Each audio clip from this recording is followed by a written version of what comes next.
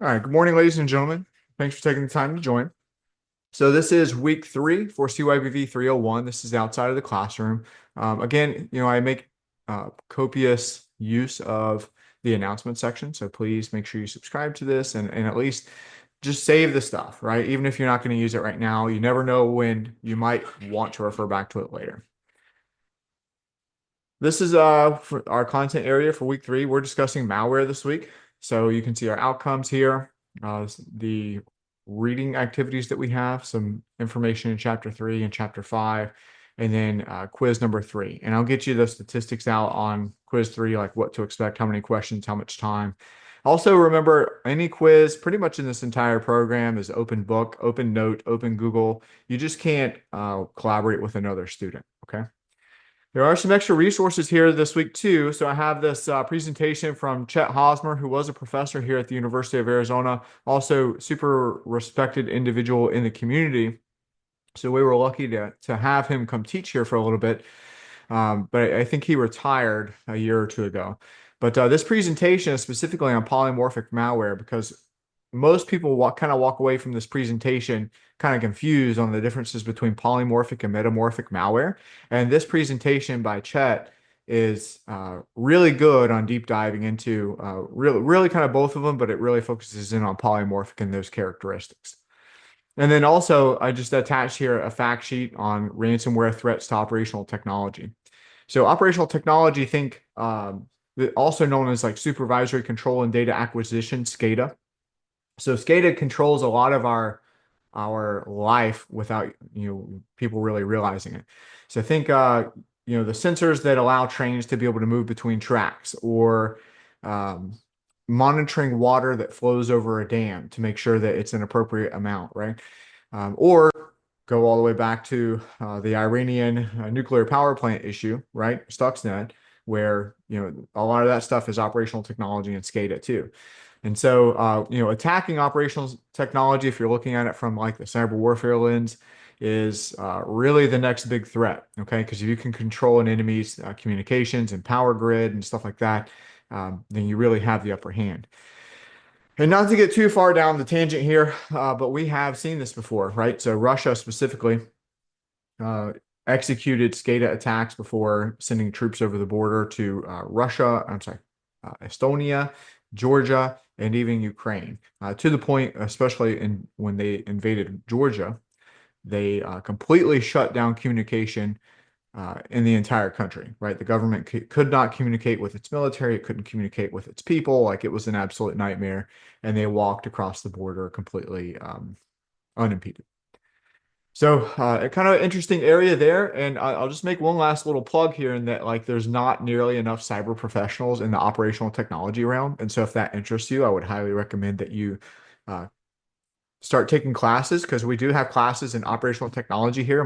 Professor Michael Galdi is going to be like your SME for SCADA and operational technology stuff, but then also, find certifications that are going to support a career in OT and SCADA. All right, plug over. I think I covered everything in here. The exam will be due on the Marine Corps' birthday, November 10th, right? So 11:59 on Sunday. Let's take a look at last week's quiz. And so I want to congratulate you guys. This might honestly be the highest quiz grade for week 2 in 301 that I've ever seen in the 5 years or so that I've been here.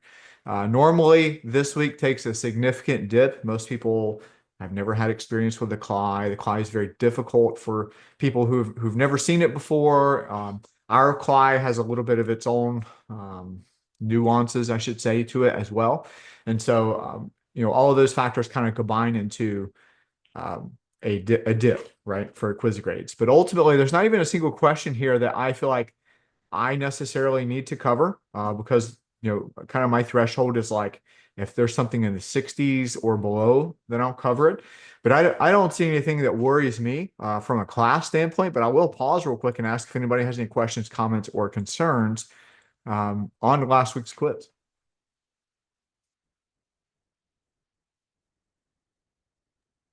I think it was pretty straightforward. It was like especially those picture questions. It was just not having to second guess myself. That's where I kind of like had the answer right.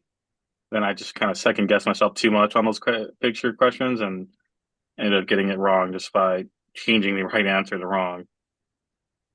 So I hear I you. kind of feel like you got to kind of stick to what I believe is right, opposed to guessing too hard or thinking too hard. I hear you. I hear you.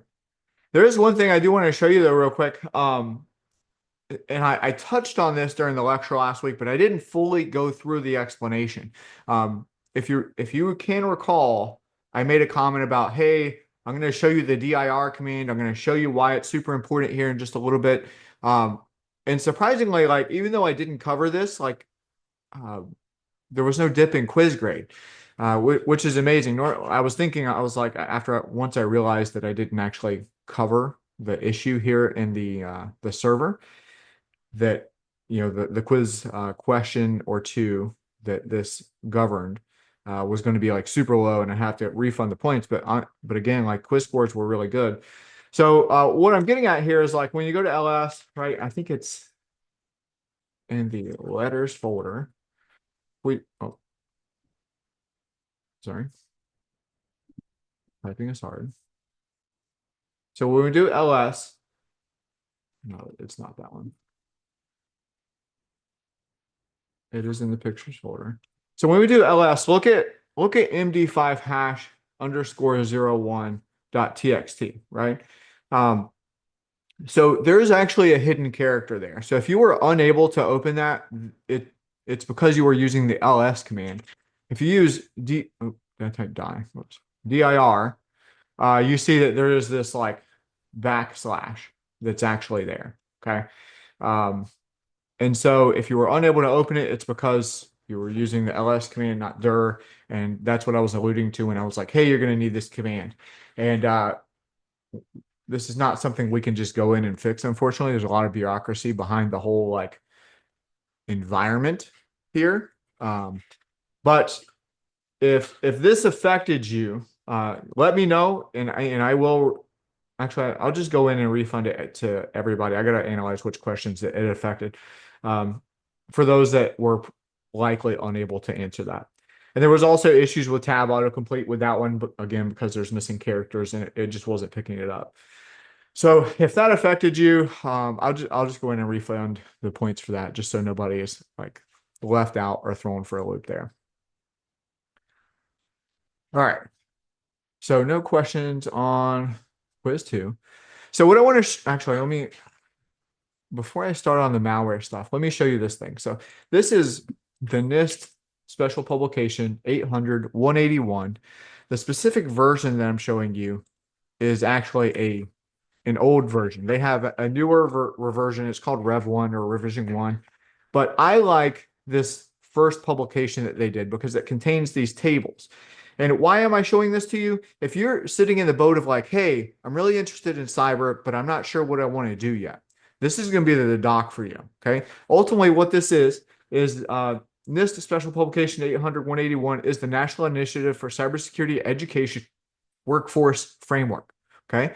And so this is how NIST, or the National Institute of Standards and Technology, views the cyber field. Okay. And so there's a lot of reading here. Ultimately, how many pages are we looking at? 145 pages in total. But specifically, if you want to drill down to page 11 here, this is the overarching categories of cyber that NIST recognizes. Okay. And so you can go and read about that. And then once you kind of get an idea, hey, I might be interested in protect and defend, I might be interested in securely provision.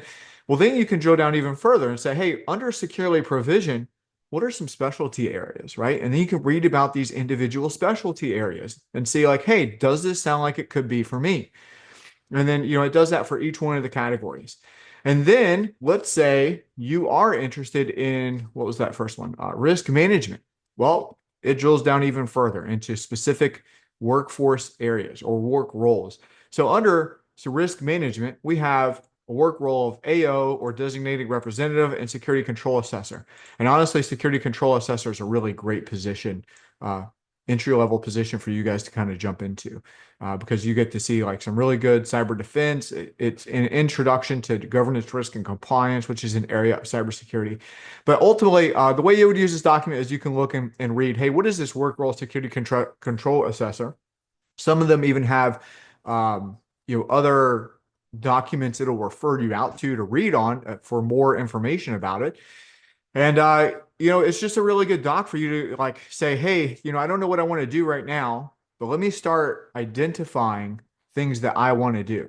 And then that's going to help one with your class selection here. It's going to help understand like what certifications should I start going to go get, right? And that way things can start falling in line for you. What you don't want to do is one, like be ready to graduate and you're not studying for any certifications, you haven't done any real preparation on what you want to do, and now you come up on graduation, you're applying for jobs, and you're like, oh God, I don't even know at this point, and you're just throwing darts at the board, because that's honestly not going to work out for you. I think I mentioned it in week one, like this job field, no matter all that rhetoric that you get in your face about, hey, there's so many open seats and there's just not enough people. Like the ground truth of it is that is not true. Okay. It is very hard to move jobs. It's very hard it's packed at the entry and experience level. And you have to start doing things now to start separating you from the rest of the pack, right? Like, why should they hire you over someone else? And honestly, it usually comes down to like education, training, and certs. Like, if you don't have the experience. All right. Let me drop this in the chat so those that are here can. Oh, I did actually. Just kidding. Sorry, I have a squirrel brain. All right, so the next one we're going to start. We're discussing malware this week. So the first website I want to show you, you can make a free account. Is called AnyRun, and it's really good at looking at reports for malware. And so what I've done is there's another website here called the Malware Bazaar. And what you can do is go grab information about malware. And specifically, what I pulled up here is out of the database. I just pulled up a random uh, piece of ransomware called Verlog. Okay. And it gives you a bunch of information, but what you're going to need specifically from Malware Bazaar is the hash of this, right? And so I just usually take the SHA-256 hash. You can click this and copy it. Once you get into any run, you can click reports because you're not going to do any new analysis, right? You're going to click reports, type in that hash here or control and paste it, and then it'll pull up reports that have been generated for this particular piece of malware. And so some really cool things that you'll see here is here in a second when there we go. So it shows you in a sandbox environment what happens when the malware executes on a computer. Okay.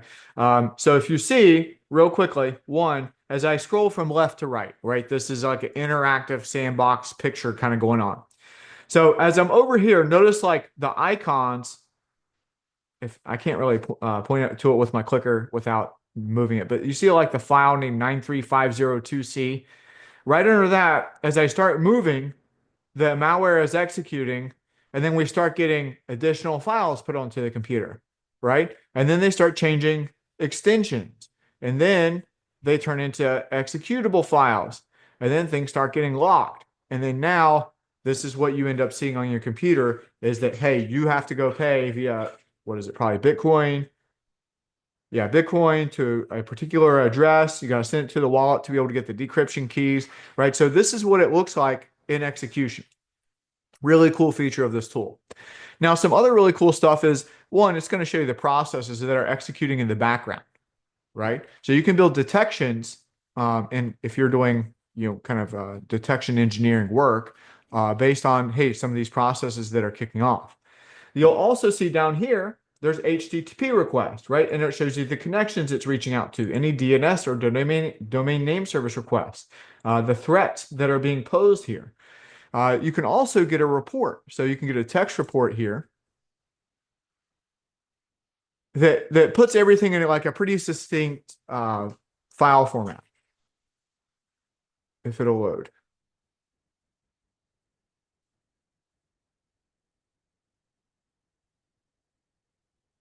I'll just give this another second, and if it doesn't load.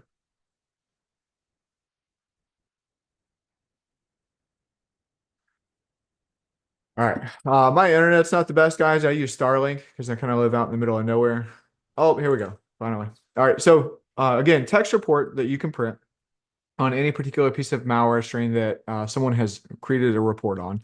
And look, it breaks down, hey, this is absolutely malicious behavior here. These are potential signs or indicators of compromise, what we would call it. And then these are things that like aren't necessarily um, malicious, but can be aggregated to higher levels, right? And you can see with this particular piece of malware, there's a lot going on in the background. And if you scroll all the way down, lots and lots of processes going on. It gives you a lot more information. It also gives you some graphs. It gives you the screenshots, like, hey, what are the executable files that are going on? Um, summary information, header information, different sections of the malware that's going on. Again, you got screenshots, statistics on processes, breaks down process information. It also has area for network information. So again, very detailed reports that you're going to get here. Ultimately, is kind of what I'm getting at. Another cool thing is like you guys will soon likely, if you're not already, taking CYBV 326. And in 326, that class is all about Wireshark and analyzing network traffic. And so you're not going to analyze any malware in 326, but what you can do if this kind of stuff interests you is go download the PCAP file, which can be loaded into Wireshark. So you can take a look at the actual network traffic that's going on while this ransomware is executing and reaching out and making connections to these servers and stuff. And so it's a really good way for you to start getting into the realm of malware analysis if that interests you. Another way you can go get additional information is so I think I mentioned to you guys, I'm a student at Dakota State University for my PhD in cyber defense. And one of the professors that was at Dakota State, his name is Dr. Josh Stroschein. He left Dakota State to go to Google and be one of their reverse malware engineering scientists. And he's also still very much maintains an educator footprint. And so whether it's on YouTube, Pluralsight, um, what else is he on? I think he might be on Cybrary as well. But at least YouTube, right? If you go to YouTube, let's see here, and type in Josh Droshan,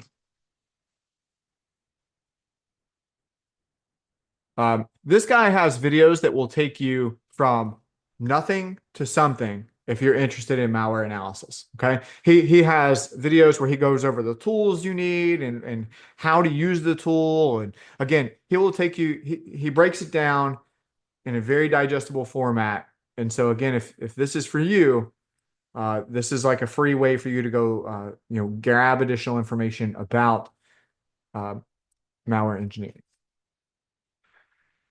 All right. So the next website is going to be hybrid analysis. And so this website for me has come up and down. Back in the day, you used to get free CrowdStrike Falcon reports along with this, and that made it super worth it. But they're not on, it's like hit or miss if you can get a CrowdStrike Falcon report anymore. Let me grab this hash. I'm going to throw it in here. Notice there's two reports here for that. So let's go ahead and take a look at, I'm just going to throw a dart and pick this one. Okay. And it's going to give you a lot of information kind of that any run did. But notice there's no Falcon, CrowdStrike Falcon report that you can download for this one. But it gives you malicious indicators, suspicious indicators, information as well. File details. It gives you some visualization as well. File sections, some analysis area. Here's where they ran it in their screen box or their sandbox, I should say, with screenshots, processes. Notice that it doesn't collect any DNS requests or contacted host or web traffic, which is interesting. Any run reported some on their sandbox. So any kind of like almost like forensic work, you'll notice that you have to use multiple tools to be able to get a full picture of what's going on. Not any one tool is going to be authoritative per se. But this is, just another tool for you. Other ways you can do this is you can just drop files into here. Let's say you download something from the internet, you would like to scan it, you don't trust your antivirus solution or something, or you just want to scan it again, you can drag and drop a file in there. You can also put in a URL. If someone gives you a URL to follow, you're like, I'm not sure about that. You can throw it in here. It'll analyze it and tell you, hey, is this good? Same thing for virus total. And so the thing with virus total is it'll do the same thing. You can throw a file in here. You can throw a website in there. You can also search by a string like a hash or a URL or website link.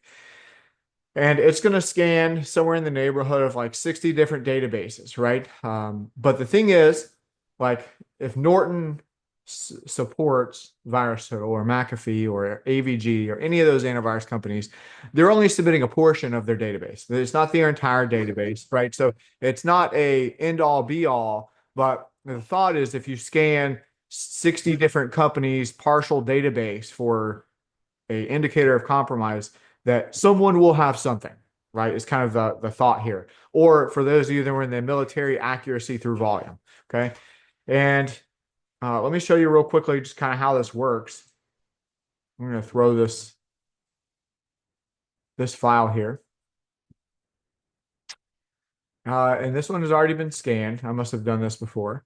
But notice like these are all the different companies that have submitted database portions to VirusTotal. Okay. Some of them aren't going to be able to be ran, and that's going to be the process for really anything that you throw into here. But out of 59 companies, there's no indicator of compromise in any of the databases here for this particular file. Now, if you do find something, sometimes if you scroll across here, it'll give you details about what it does find, relationships, behavior, and then community comments, which can be really helpful as well. Okay. So a lot of information that you can also glean here. Make sure. All right. So I dropped that in the chat. Any questions, comments, concerns before I start moving on to the material for this week?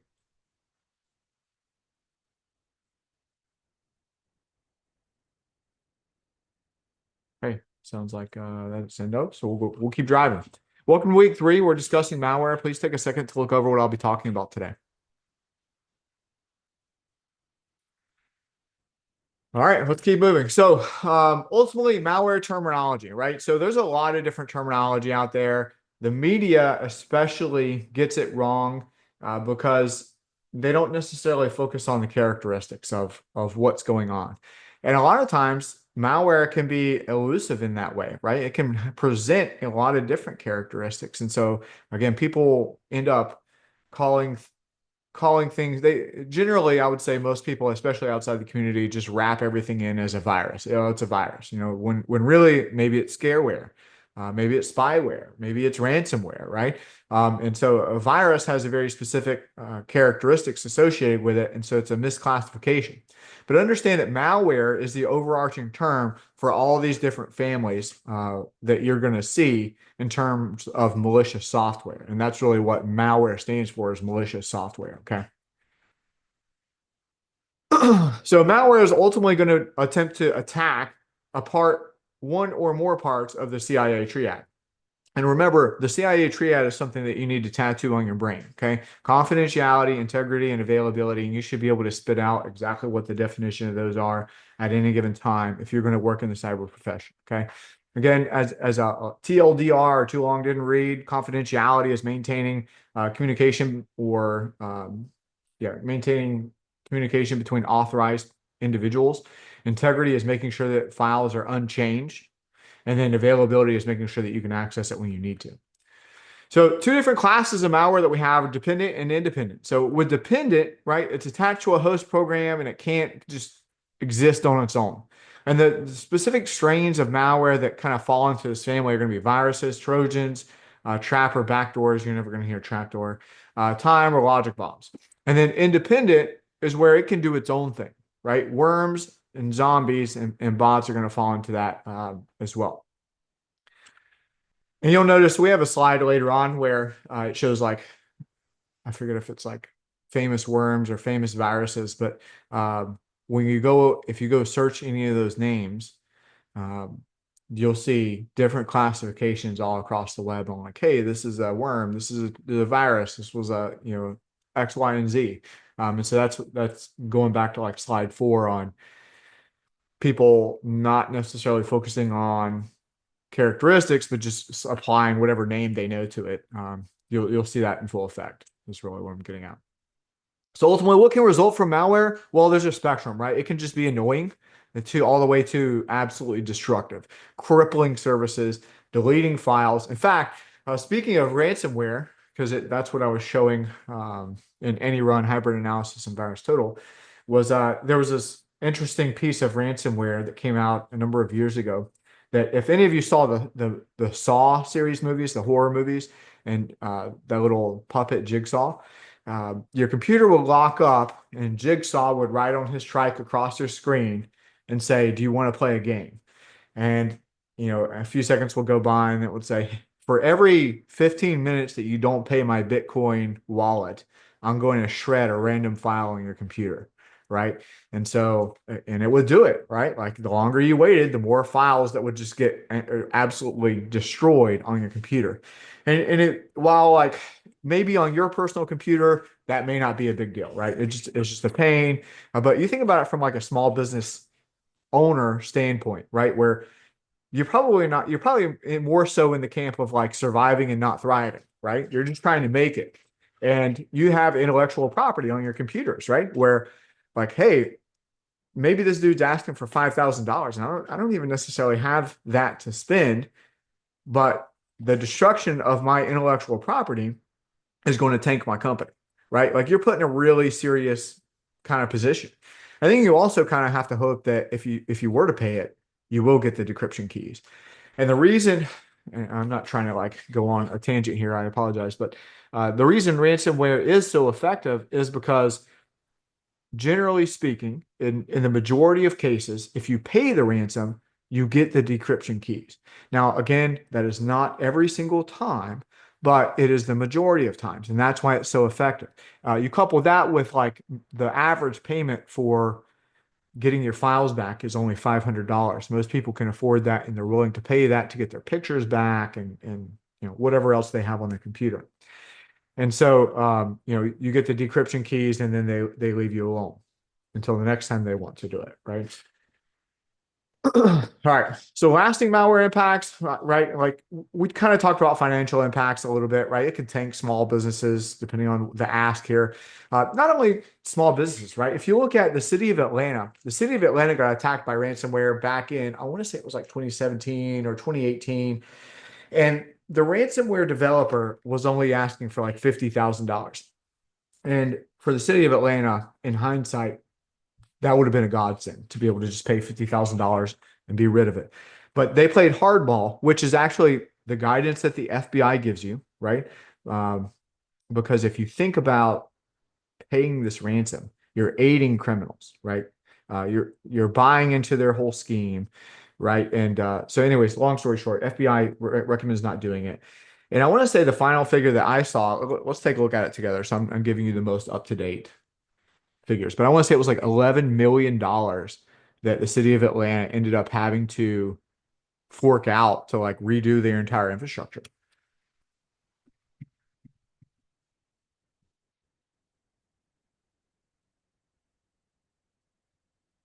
I was way off. Okay, so 2.6 million um, is what they ended up having to shell out when the original ask was only $50,000, right? Um, so in hindsight, I'm sure that they wish they would have just paid the $50,000. But it's tough, it's tough. It's a kind of tough decision to make. Data leaks, right? So here we start talking about like intellectual property theft. When you look at it from a militaristic standpoint, like troop movements can lead to deaths and stuff like that. Also a disadvantage at national defense.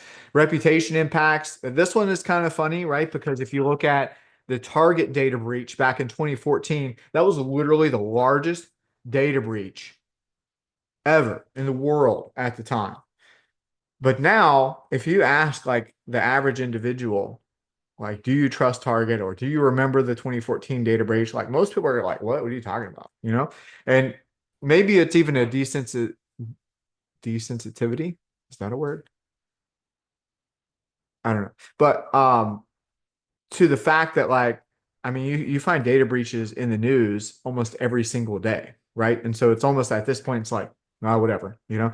But so reputation impacts, I feel like I don't know that like yes, but also no. I don't know. It's a thing, okay? And then loss of confidence in system or organizational integrity, right? Very different kind of feel when, let's say, Facebook gets a data breach or sells all of your information to Cambridge Analytica, or a banking, right? That's a whole different concept, or the hospital. I want to hit on the hospital one real quick because back in, I'm going to say like that. I'm gonna say it really gained a lot of traction like 2015 to 2018 kind of time frame. There was like a major push on attacking hospitals. But the interesting aspect there was the fact that it almost divided the cyber criminal like the dark web following, right? Because what you saw was like some people were like, "Hey, attacking hospitals is too far. Like you're going to kill people." And it kind of did, right? Actually, because you had entire hospitals like getting shut down. Um, and then the other side was, obviously like, hey, as long as I get my money, I don't care who I'm attacking. But it was like this weird divide in that dark community that we were observing, and there's reports on that.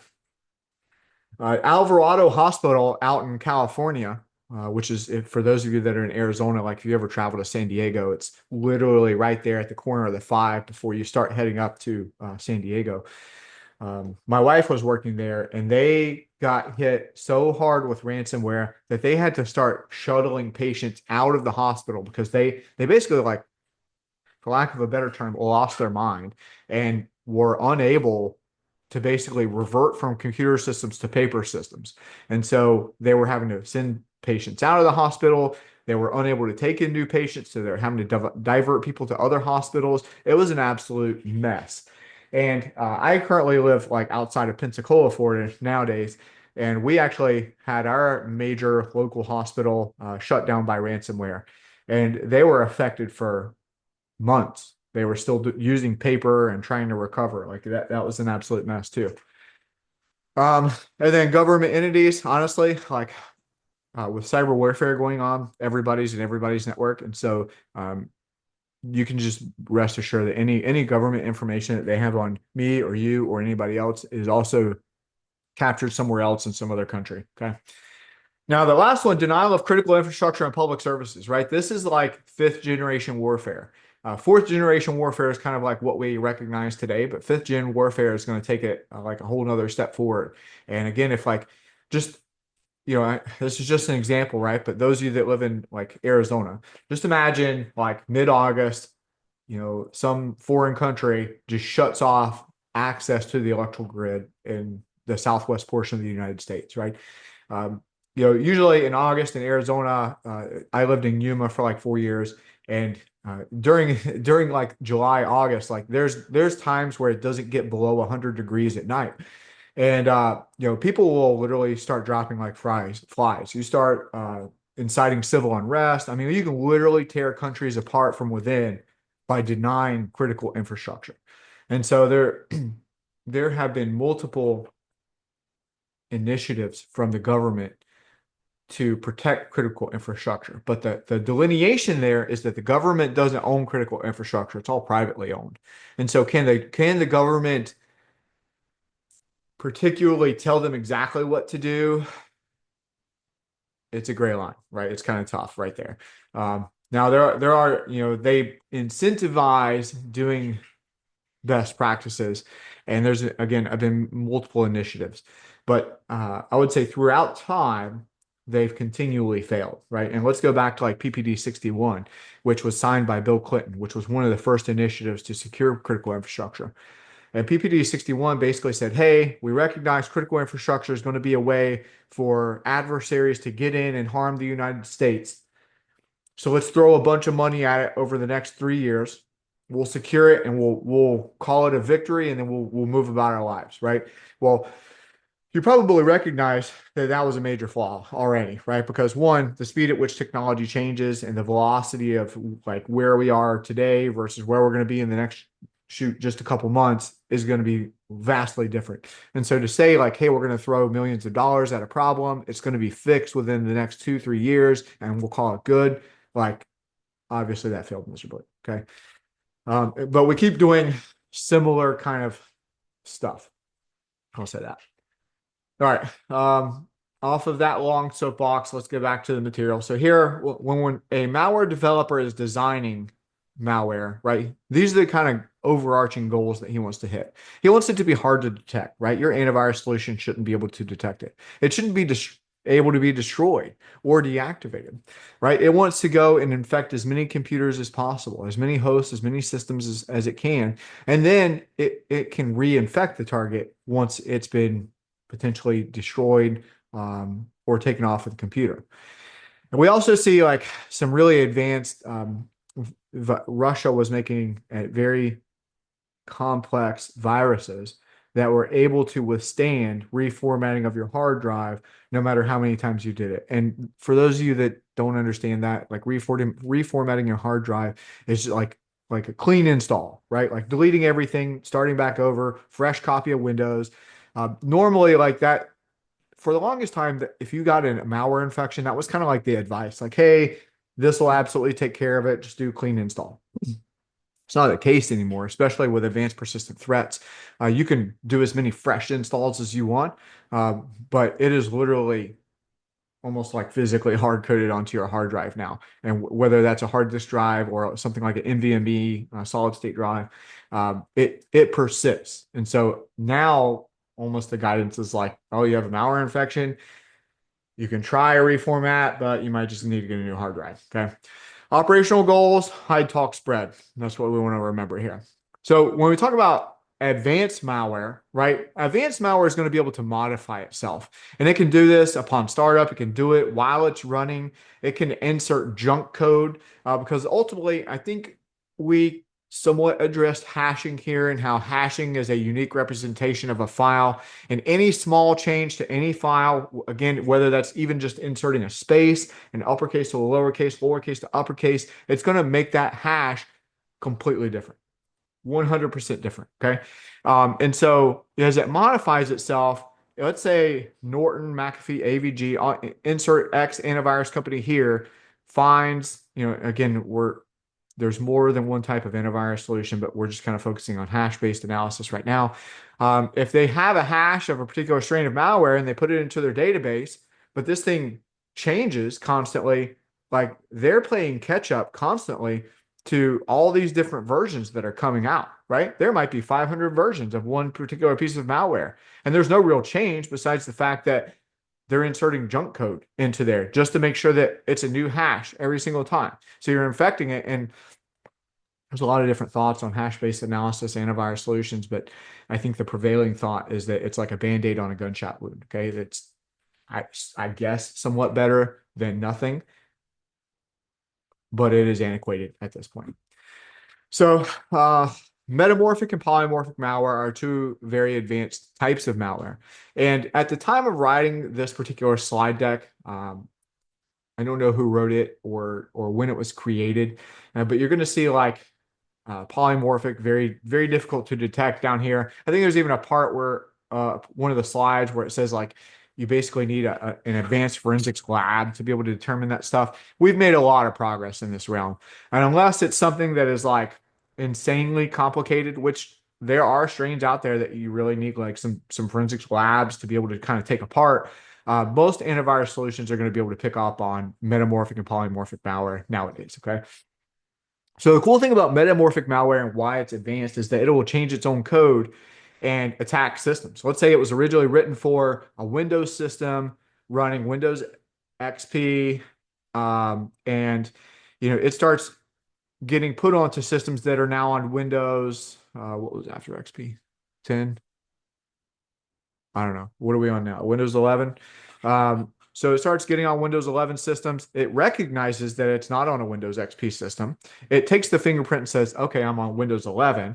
Let me reach back out to my malware developer and see if there's any files he has coded for a Windows 11 system. Oh, they're there. Let me pull that down. And now I'm infecting this system, right? So it's almost like a smart type of malware where it will one continually change itself, but it'll change itself in a way that, hey, I wasn't originally written to attack this system, but now game on. Like I'm going to go grab whatever package I need to make sure that I infect this system. So very, very, very dangerous. Polymorphic, on the other hand, is just annoying. Okay, it has a change engine to it, and this is the one that's more prone to just throwing in junk code. And kind of the way that this would manifest itself, and I'm gonna like stomp the floor, wink, wink here, is that like, let's say you get an email or four emails, right? And they all say like, maybe the first one says, "Hey, World War III just started. Click this link to read the news article." The next one says, "Hey, Israel just attacked Iran. Click this link to follow more," right? Like it's kind of similar concept, all four emails, and they're all asking you to click a link, right? That would be like an example of polymorphic malware, where really it's not doing anything different besides changing verbiage, changing language, presentation differences, but no functionality differences. Two primary evasion methods that advanced malware seeks to do is you can either spend a lot of time on malware development or you can use obfuscation applications. Obfuscation just means that you're going to hide it, okay? And hash analysis will be fooled every time. We talked about the spiraling technique of like any small change presents a new hash. Hash-based analysis companies are literally just playing catch up. So how do we the question then becomes, well, if hash-based analysis is trash, what do we use instead, right? Well, the answer to that is heuristic analysis. Heuristic analysis, some of them are powered by AI.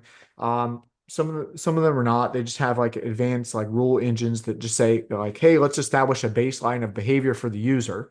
And if all of a sudden someone's trying to delete system 32 from the computer, we're going to halt that action. And then we're going to ask the user, are you actually trying to do this? Or is this, basically an indicator of compromise? Okay. So again, it's building a baseline of behavior and looking for anomalous activity is what heuristic analysis does. And then here's that area of polymorphic malware I was trying to tell you about. Like, again, in some cases, but nowadays we've made a lot of progress, specifically with heuristic analysis antivirus tools. All right, I covered a lot. I'm going to pause real quick. Do I have any questions, comments, or concerns?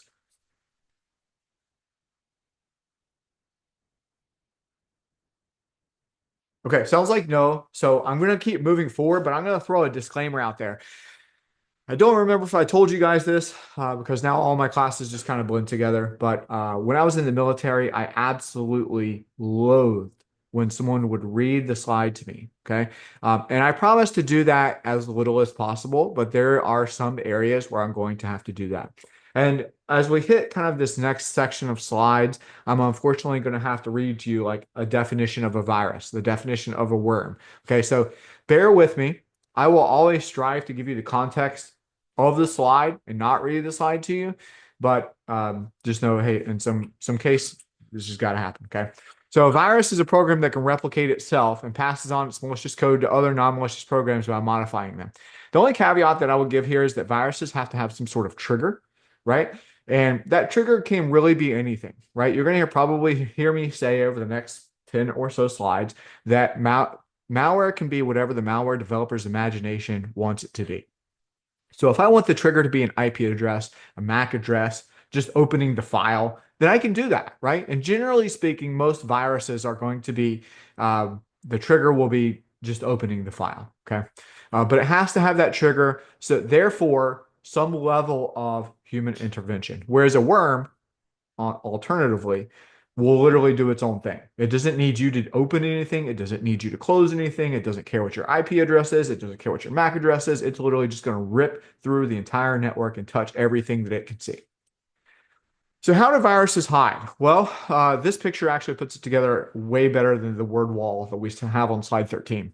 So what you see here is like this malicious code, right? If it's surrounding, it's going to literally put it in the front and put it in the back. So prepend and append, okay, to the actual program.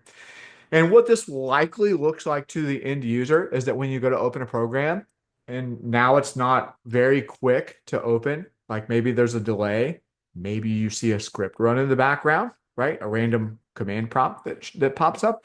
Not always, right? But those are some characteristics. Um, and then whenever you close it, right? There's, remember it's dependent malware. So it has to attach to the host, which is likely like a Word file or Excel file or something like that. And then it closes out whenever you close that program out. So that again, that's kind of how that looks like. So inserted virus, you take the original program, you just insert lines of code randomly throughout it. Okay. And then prepend, you're putting it in the beginning. And then append, which I think is on append. You just put it at the end of the application. And there's also just straight file replacement, right? Where there is no more original program. It's just malicious code. So how do these things spread? There's two different ways. There's dormant propagation and active propagation. So in dormant propagation, right, they can be passed as, attachments, Word docs, sent via email, whatever it is, okay? And ultimately, it is dormant until it hits this trigger, which again, the trigger, I can't give you an authoritative answer because it just depends on what the malware developer is looking for. Generally speaking, though, it's just going to be opening the file, okay? And then active propagation. So we clicked on the file, we opened it, and now this thing's going to look to spread asymmetrically, right? So what a virus will do is once you open it and it is in active propagation mode, it is going to find a file on your computer or install its own and have that file be infected. And then it's going to start taking over another file, and then another file, and then another file, right? Until ultimately it has control of your entire computer.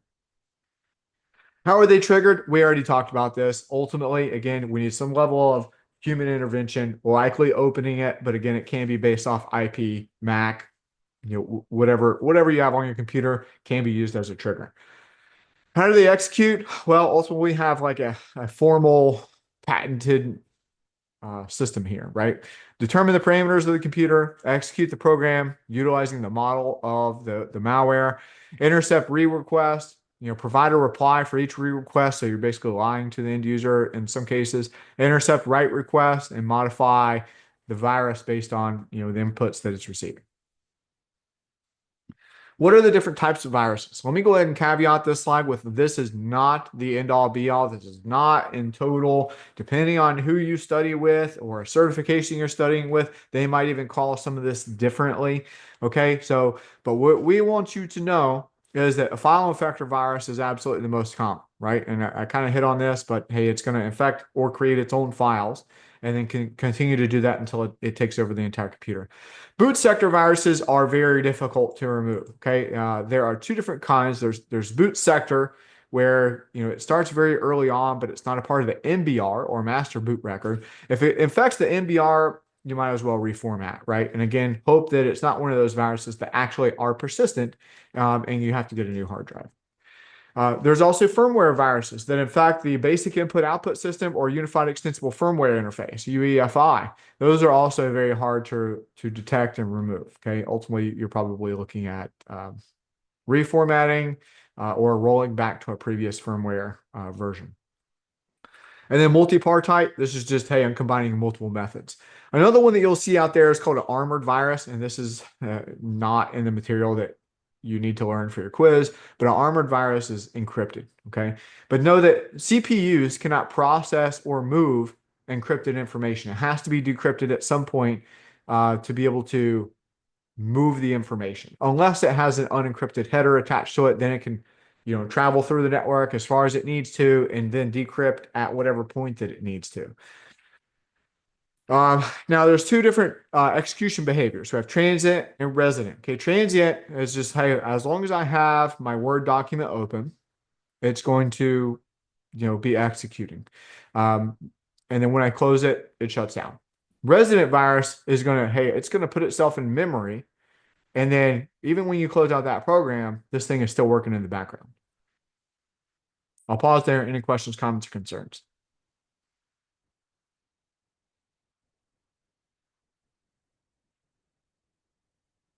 Okay. So let's talk about worms. Computer worm is defined as a program that has the ability to replicate itself across other machines with or without, and the big differentiator here is without user intervention. In contrast to a virus, there's no need for a worm to attach itself to a program in order to work and can just be its own standalone, independent type of malware that just wrecks the entire network. Okay. Dropping malware payloads. The way this thing works is initial infection, target acquisition. It's going to examine, hey, what kind of system am I working on? It's going to deliver its payload or malware, or potentially reach back out to its server that it's connected to say, hey, we need additional payloads, and then drop them on the system, and then we're on to the next, right? Kind of like Bill Belichick style. We're on to the next computer. We're on to the next computer. And then malware execution, download, and then just a constant life cycle repeat that we have going on. These are the famous. This is a slide I was telling you about earlier, where it's like if you Google some of this stuff, you'll see websites that call it a virus, some that call it a worm, and it's just kind of all over the place. But ultimately, kind of the major takeaway here, and there's nothing on your quiz for these two slides, but um, some of these things cost millions of dollars to be able to fix, and some of these were really old. And so millions or hundreds of thousands or millions of dollars in some of this time frames that we're talking about here were like astronomical at the time. All right, I'll pause there. Any questions, comments, or concerns?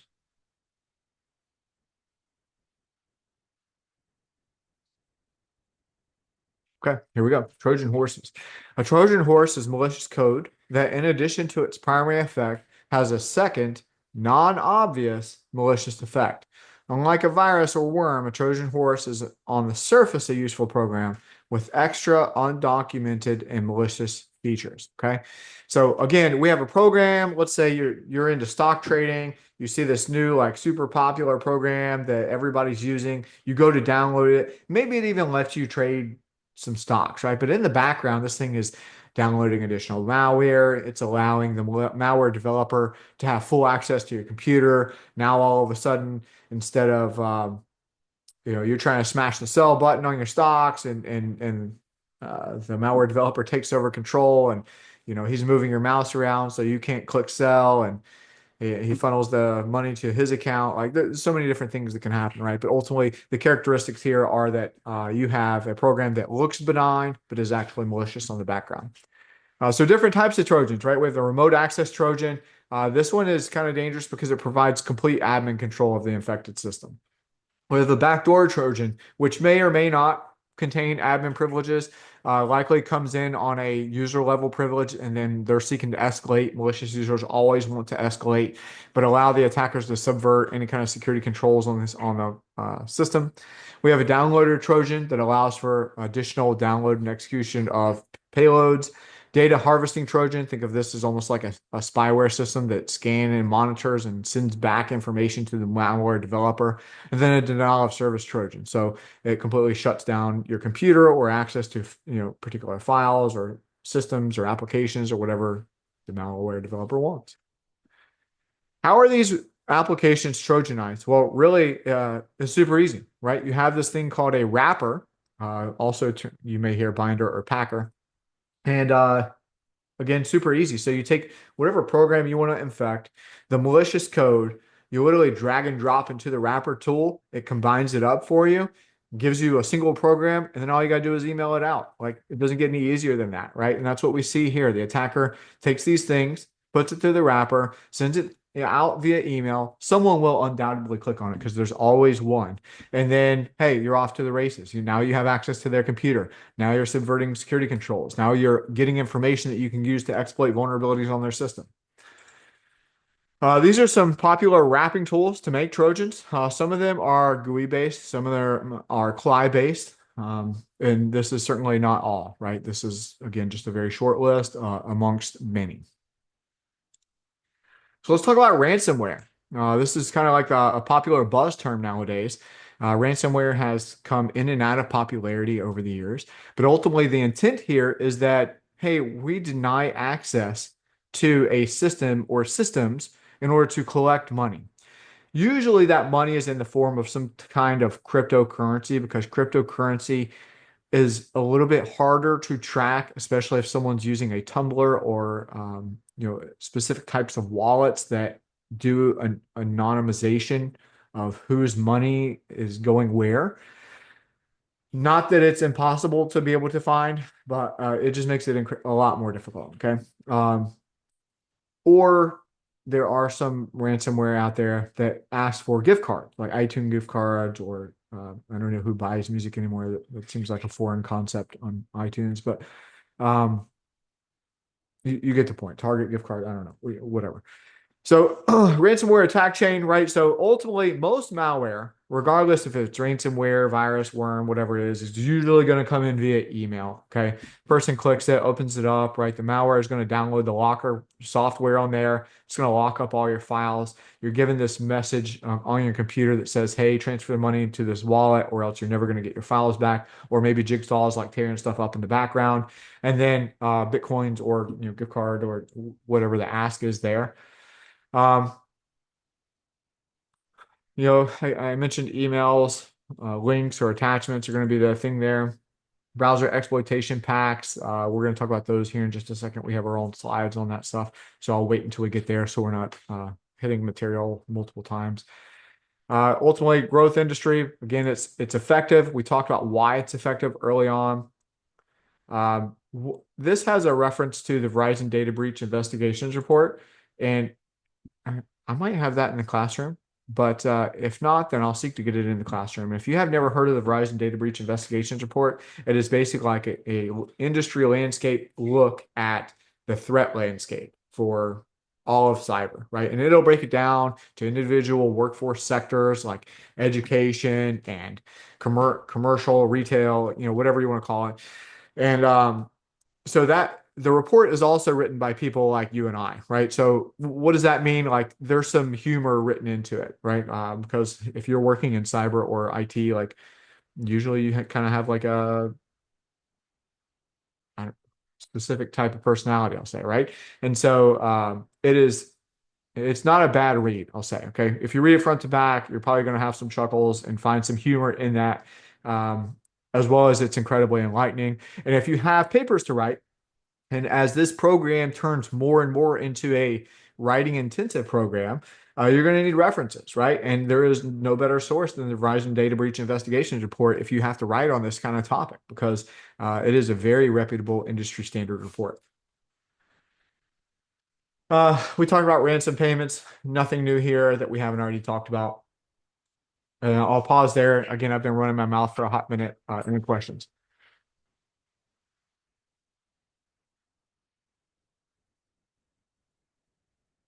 Okay.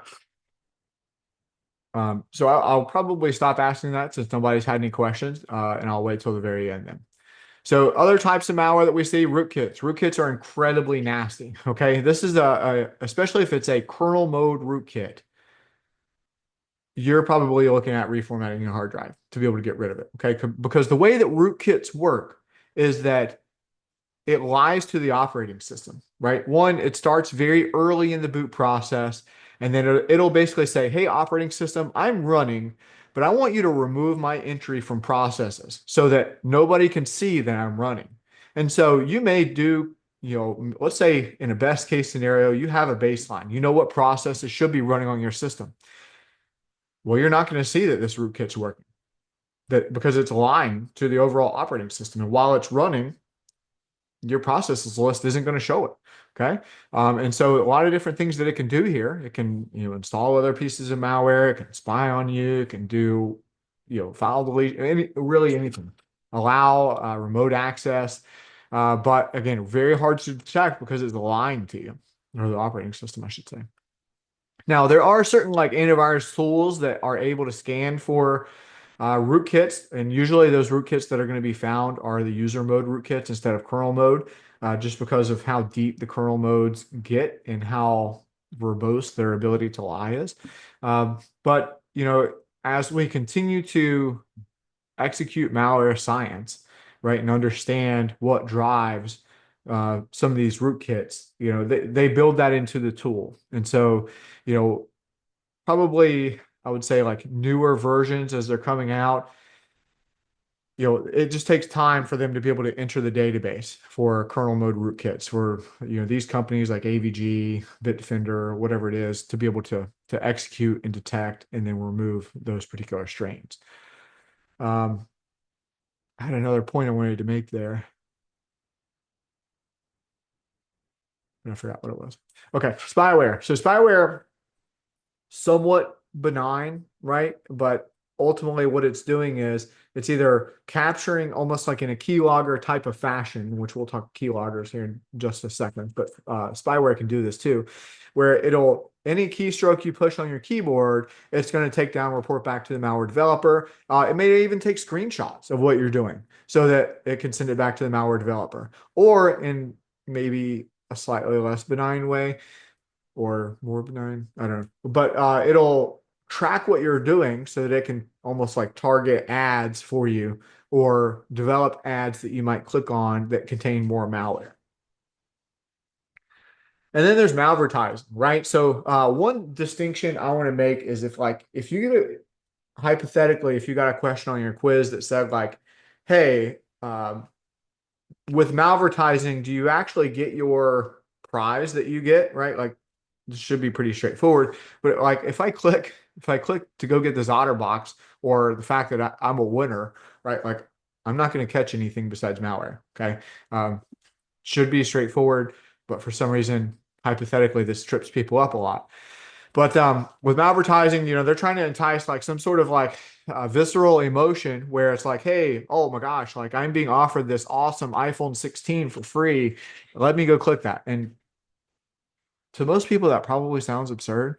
But again, you'd be amazed at how many people are like, let's go get that bread. Okay, let's click this and let's go get the free iPhone that you never get. Um, Scareware. So this is like, you know, doesn't actually do anything to your computer besides a pop-up. So it's really annoying, right? And it's going to tell you, hey, your computer's broke. Hey, someone's watching you. Someone's doing this, right? Call this number. You call it. They ask for, how much ever money they're asking for. And then the pop-ups may or may not even go away, but you just gave someone $500 plus, right? Ultimately, again, nothing is necessarily happening on your computer if it's strictly scareware, besides like trying to elicit visceral emotion so that you buy in and give them the money that they want. Keyloggers can be hardware or software based, and they're basically taking down every stroke that you make on your computer. And what they're ultimately trying to get in most cases is username and passwords or bank and credit card information. Time and logic bombs. So think of it like this, right? So Bob gets told on Monday that he is fired, but he gets allowed to stay to work at the company until Friday.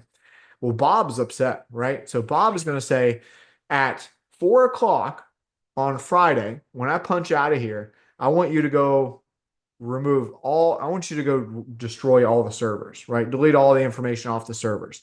And so Bob, knowing that, logs off at 3:59, walks out of the building, and boom, 4 o'clock happens, and absolute devastation is wrecked at the company. That's an example of a time bomb. Now, a logic bomb, like because it's based on like a specific time frame. A logic bomb is very similar. The difference being that like instead of Bob coding it to be like 4 o'clock on Friday, maybe he says, when my Active Directory entry or my username is deactivated for the company, I want you to go and release, you know, this script that's going to erase all the information off the servers. And so maybe that's Friday, maybe that's Saturday, Sunday, Monday, next week, 2 weeks from then, right? But whenever that Active Directory entry gets deactivated, boom, right? Absolute chaos. It is based off of an event rather than time. All right, bots and zombies. So we have some like verbiage here, right? A bot is an individual computer affected with malicious software that allows it to be remotely administered by a bot herder, okay? Which is the hacker that is, usually is going to leverage a command and control server, so a CNC server, that, the hacker can upload instructions to the server. And as these computers check in to like this zombie computer, they download it can either be pushed to the victim computers, or it can be configured to do like reverse shell where the victim computers reach out to the server. Either way, regardless of how that works, they grab these instructions and then they start executing on behalf of that bot herder. Okay. Now, whether that's to execute a denial of service, distributed denial of service, uh, ping of data, I mean, whatever it is, right? They're going to carry out those instructions. A botnet is just multiple bots put together. And a lot of times you find that botnets are like 10,000 computers plus, right? Like very large amounts of computers to be able to go do um, the bidding on behalf of the bot herder.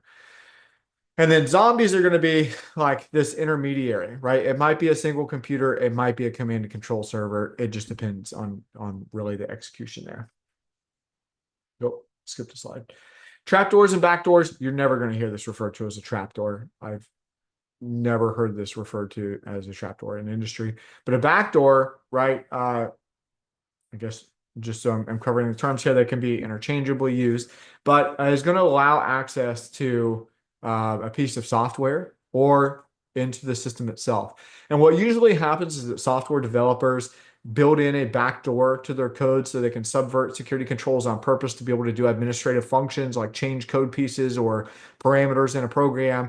And then what happens is, because software developers are usually rushed, they don't remove that backdoor. And the sheer volume of malicious users that are out there will find it, right? It's just a matter of time. They'll find the backdoor, then they'll use it to their own advantage until the company can patch it or get it removed. All right, browser exploitation packs, right? So no surprise here that the web is going to be the number one source of malware, okay? Accounting for almost all infections. And with browser-based exploits, you have something called a drive-by download, right? And a drive-by download is simply like, you just by visiting a website, you can become infected, right? No longer do programs necessarily need your permission or knowledge to be able to go and execute their agenda, okay? So if you visit, let's say, a risky site, right? Just by visiting that site, there may be things that are starting to execute in your background, okay? That's why you have to be super careful.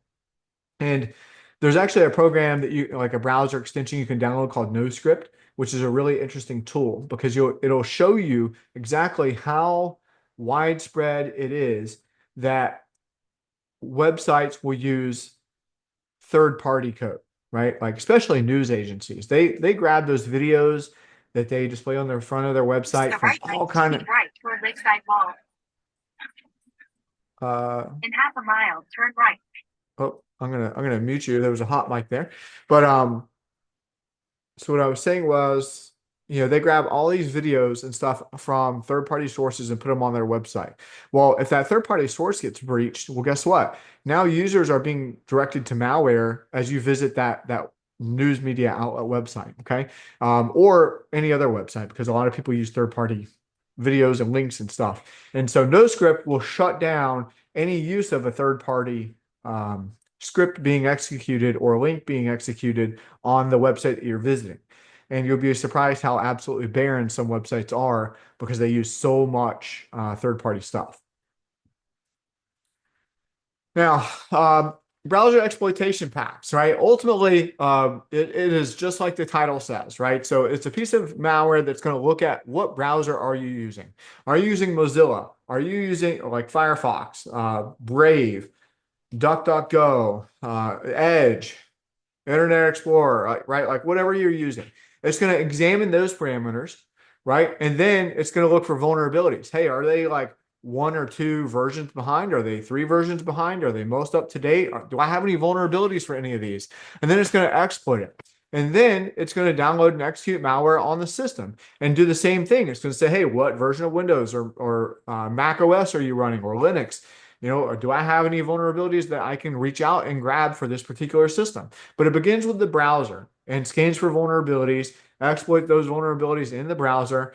And like for those people that maybe you use Edge sometimes, maybe you use Firefox on the same computer, like ultimately having multiple browsers increases your attack footprint, right? Especially the more plugins that you start downloading too. Like you have Grammarly in there, or I don't know, there's like hundreds of plugins that you can download for browsers nowadays. Well, all those things are just another thing that if it's not kept up to date, or even if it is, sometimes the vulnerabilities just occur, right? And so you're opening yourself up to more risk than necessary. And then down here where we say don't get hung up on the versions because these versions are likely like very old, but some of these are browser exploitation packs and kits that you can go, some are GUI based, some are CLI based, to be able to take advantage of or create malware that will take advantage of the browser. All right, open source malware framework. So framework, loose term here, more like tools that you can use for various things, right? So we have pen test, Metasploit you're going to use in this program. But there's also Armitage, social engineering toolkit, which is actually very helpful for like phishing campaigns, right? Organizations will use SET to be able to send out phishing campaigns and test their users on their awareness and training. And then commercially available, you can pay for Metasploit. There's Cobalt Strike, Saint, Core, many other tools out there. Web pen test tools. Z attack proxy, Beef, browser exploitation framework is what that stands for. Metasploit again. Metasploit is kind of like the Swiss Army knife, to be honest with you. W3AF is also out there. Commercial Burp Suite is very industry reputable, and you'll see that used a lot, as well as Core Impact. Now let's talk about how antivirus works. So we talked about really how hash analysis is trash, right? Band-aid, gunshot wound.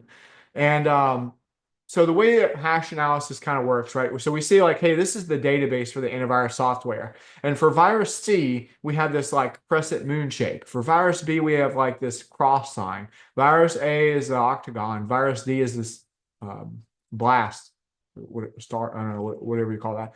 And then it's scanning your computer or scanning individual files. And when it detects this particular shape, right? And shape here is being representative of a hash. It's going to say, hey, I picked up on this hash or I picked up on this shape.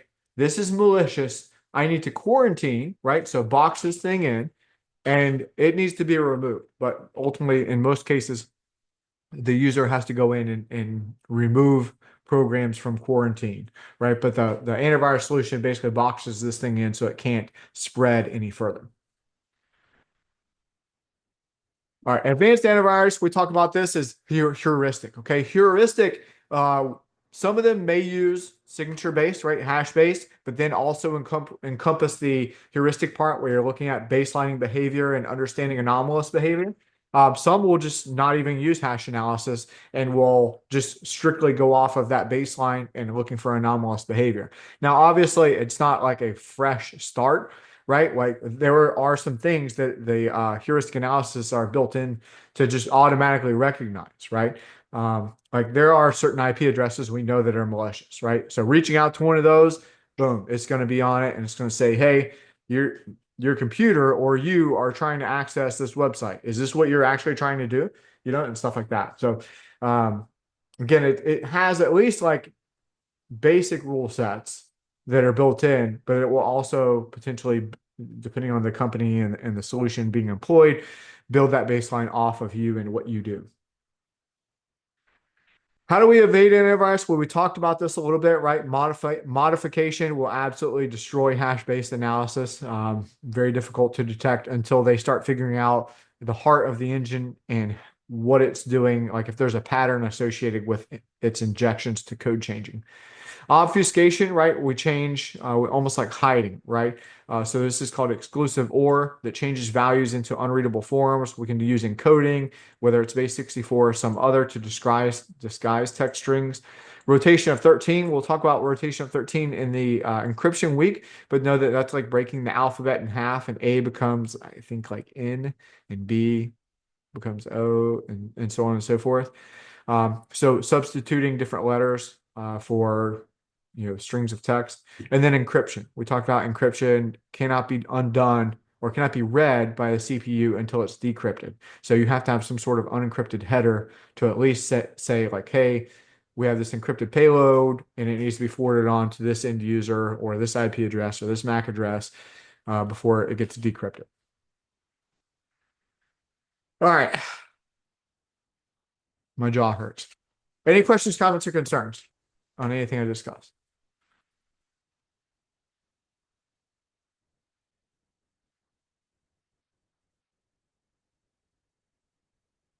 Okay. Well, if you guys don't have anything for me, I don't have anything else for you. I hope that you have a great week. I wish you luck on the quiz for this week. And if you have any questions or comments or concerns, please feel free to reach out to me. I will caveat that I'm approaching like almost 300 students this part of the semester. And so the volume of email that I get is usually very high. And so if I don't respond to you right away, I promise I will get to you. I did receive your email. And I will get back to you as soon as possible. Okay, depending on again that fluctuation of email volume that I get. But yeah, that's all that I have. So have a great week, and we'll talk soon. See you guys.